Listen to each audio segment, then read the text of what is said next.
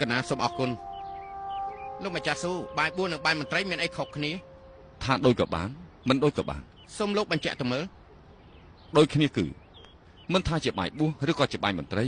គឺថ្វាយបង្គំព្រះតែមួយចោះខុសគ្នានោះបាយបួសបាយមន្ត្រីថាខុសគ្នាក៏បានដូចគ្នាក៏បានចំណុចត្រង់នេះមិនត្រូវទាំងអស់នោះទេពីព្រោះបាយបួស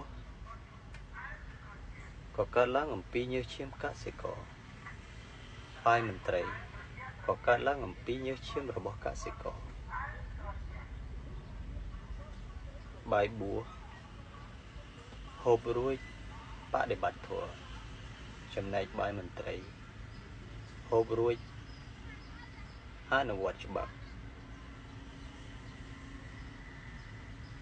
មន្ត្រី